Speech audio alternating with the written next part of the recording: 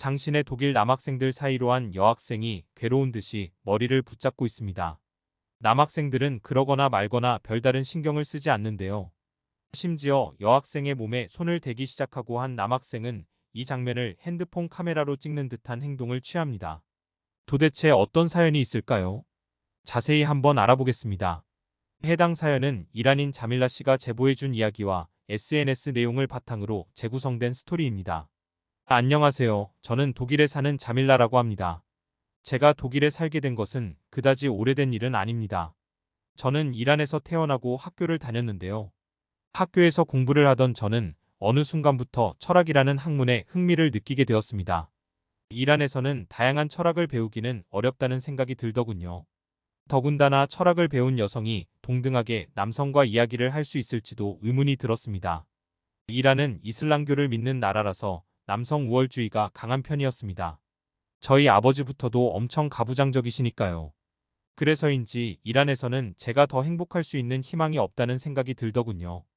부정적으로 생각하다 보니 방법을 찾아내기 시작했습니다. 철학을 마음껏 배울 수 있는 곳이 어딜까 고민하던 저는 독일이 좋겠다는 생각이 들더군요. 독일을 가기 위한 방법을 찾아내려는데 아버지가 오빠를 유학 보내고 싶어 한다는 사실을 알게 되었습니다. 오빠는 유학을 안 가고 싶어 했는데요. 그냥 이란에서 편하게 살고 싶다는 이유에서였죠. 저는 그런 오빠를 설득하겠다는 이유로 같이 유학에 갈 수 있게 해달라고 했습니다. 아버지는 돈이 2배로 든다고 싫어하셨으나 아들에게 더 큰 세상을 보여주고 싶은 욕심이 더 크셨던 것 같습니다. 오빠를 설득해서 유학을 갈 수 있도록 확정하자 저에게도 같이 갈 수 있도록 해주셨죠. 오빠는 혼자 가는 것이 싫었던 것이기에 같이 가는 것만으로도 쉽게 설득이 된 것이었습니다. 저는 기쁜 마음으로 오빠의 서류까지 제가 도맡아서 준비했습니다. 독일로 가는 것까지 허락이 났던 상황이었거든요. 모든 준비를 마치고 독일로 떠나던 날 아버지는 저에게 가문에 먹칠할 짓은 하지 말라고 단단히 일러두었습니다. 저는 제가 쓰고 있던 히잡을 더 꼼꼼하게 고쳐맸습니다. 아버지의 그 말이 공포로 다가왔었으니까요. 독일의 첫 인상은 너무 좋았습니다. 이란이 아니라는 그 자체 하나만으로도 벌써 설레는 일이었거든요. 하지만 그 설레는 일은 쉽게 무너졌습니다. 친절한 사람들도 많았으나 아닌 사람들도 있었으니까요. 저는 종교로 인하여 히잡을 쓰고 다녔는데 저를 보면 반응들이 천차만별이더군요. 종교를 무시하면서 히잡은 너네 나라에서나 쓰라는 말도 하고 제 고향으로 돌아가라는 말도 하고 정말 온갖 말을 다 들었던 것 같습니다. 그렇다면 히잡을 안 쓸 수도 있지 않냐는 의문이 들 수도 있을 텐데요. 저는 어린 시절부터 히잡을 써왔기 때문에 필수 의복 중 하나였습니다. 불편하게 보일 수도 있으나 마치 여러분이 속옷을 챙겨 입는 것처럼 저도 챙겨 입는다고 생각하면 편할 듯하네요. 이런 상황에서도 어떻게든 적응을 하기 위해 노력하던 무렵 항상 저에게 히잡을 벗으라는 이야기를 하던 2명의 남학생이 있었습니다. 저보다는 한 학년 위였는데 저를 볼 때마다 히잡을 당기거나 하더군요. 학교에서든 바깥에서 마주치든 마찬가지였습니다. 이유를 알 수가 없었던 적이 많았어요. 그러던 어느 날 학교 앞에서 독일 남학생들과 마주쳤습니다. 또 히잡을 가지고 시비를 걸기 시작하더군요. 당황했지만 평소처럼 그냥 지나치려고 했습니다. 그런데 그날은 평소와 다르더군요. 갑자기 한 명이 오더니 제 히잡을 잡아당겼습니다. 저는 순간 너무 놀라서 비명도 나오지 않았습니다. 한 번도 바깥에서 히잡을 벗어 제 머리카락을 드러낸 적이 없었거든요. 기분이 어땠냐고 물으신다면 바깥에서 갑자기 발가벗겨진 기분이었습니다. 독일 남학생은 웃으며 아사간 제 히잡을 흔들기 시작했습니다. 히잡을 하지 않는 게 더 예쁘다며 다른 남학생에게 제 히잡을 던지더군요. 펄럭이며 제 히잡이 다른 남학생의 손에 옮겨 다니는 것을 힘없이 볼 수밖에 없었습니다. 저는 머리를 부여잡고 이 모든 상황이 끝나기를 바라며 도와달라고 외쳤죠. 남학생은 제 반응이 재밌었는지 이번에는 제 옷을 잡아당기더군요. 그러면서 이런 답답한 옷을 입고 있으니 제 매력이 안 느껴지는 거라면서 제 옷을 끌어내리려고 했습니다. 옷이 내려갈까 두려워 2손으로 부여잡고 있었는데 다른 한 남학생이 핸드폰으로 저를 촬영하기 시작했습니다. 학교 앞에서 이런 일을 당할 거라고는 생각지도 못했는데 아무도 도와주지 않는다는 것도 믿을 수 없더군요. 입술이 파르르 떨려왔습니다. 주위를 둘러보았습니다. 몇몇 학생들이 있었으나 아무도 도와줄 생각이 없는 듯 하더군요. 저는 어느새 동물원의 동물이 되어 있는 착각이 들었습니다. 그러면서 문득 오빠가 보면 안 된다는 생각을 했습니다. 이슬람교에서는 명예를 더럽혔다고 생각되면 가족이어도 직접 살해하는 경우가 많이 있습니다. 더군다나 아버지가 했던 말이 순간 떠오르더군요. 가문에 먹칠하지 말아라. 제 잘못이 아니어도 이 모든 일이 가문에 먹칠을 한 것이 될 수 있었습니다. 그렇다면 아무리 다른 나라라도 오빠가 가만히 있을까 싶더군요. 오빠가 하지 않는다면 이란으로 돌아갔을 때 아버지가 죽이지 않을까 싶었습니다. 더군다나 동영상을 찍고 있는 그들이 희롱당하는 제 영상을 온라인에 올리기라도 한다면 저는 상상만으로도 숨을 쉴 수가 없더군요. 혼돈에 빠져 있는 그때 다투는 듯한 소리가 들리기 시작했습니다. 저는 제 바로 옆에서 오고 가는 고성에 고개를 천천히 들어 올렸습니다. 어떤 동양인 남학생이 촬영을 하던 핸드폰을 뺏었더군요. 뺏은 핸드폰으로 뭔가 조작하는 듯한 모습을 보였습니다. 독일 남학생은 핸드폰을 내놓으라고 하면서 그를 향해 동양인 비하 발언을 하기 시작했습니다.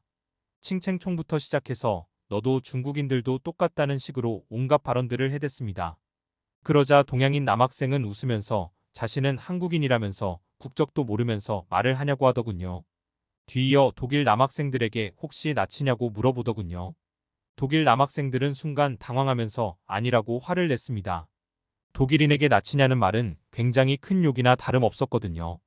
한국인 학생은 멈추지 않고 납치가 아니고서야 이렇게 다른 나라 문화를 무시할 수 있냐면서 지금 하는 행위 자체가 학교에서 퇴학당할 만한 짓이라면서 혀를 찼습니다.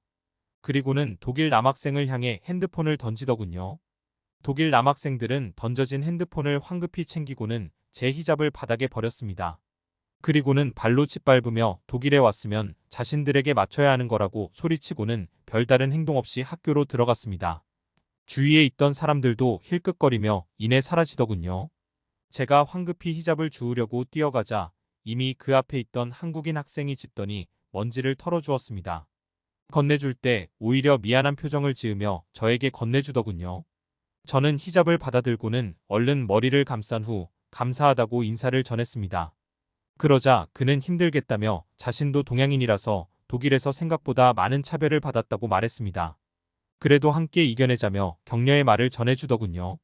저를 구해준 것도 모자라 조언을 해준 그의 행동에 감사함을 느꼈습니다.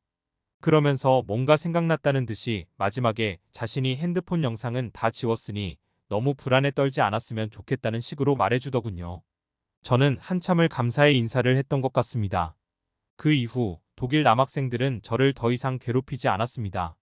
이상하게 그 이후로 학교에서 마주친 적이 없었거든요. 저는 이 상황을 한국인 남학생에게 전달해주고 싶어서 학교에 비슷한 사람이라도 있는지 찾아봤지만 찾을 수 없었습니다. 이유는 저도 잘 알 수가 없네요. 어쩌면 학생이 아니라 지나가던 한국인이었을지도 모르는 일이죠.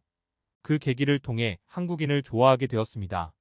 저는 어느 곳을 가더라도 한국 여성을 마주치면 항상 인사를 먼저 건넸습니다. 거의 바깥을 다닐 때는 오빠가 함께 있는 경우가 있었기에 여성에게만 인사할 수 있었습니다. 아무래도 한국인 남성에게 먼저 인사를 하면 오빠의 눈에는 남성을 유혹한다는 식으로 받아들일 수 있었으니까요. 제 행동 덕분인지 자연스럽게 한국인 친구들과 친해지게 되었습니다. 그러다 보니 한국인들의 특징을 알 수 있더군요. 한국인들은 독일에서 자신들도 동양인이라서 차별을 받는데 제가 차별을 받는다 싶으면 참지 않고 저를 보호하기 위해 화를 내주었습니다. 심지어 자신보다 더 큰 신체를 가지고 있고 남자라도 말이죠. 기억에 남는 일이 하나 있는데요. 한국인 친구와 걸어가고 있는데 어떤 남성이 동양인 비하를 했습니다.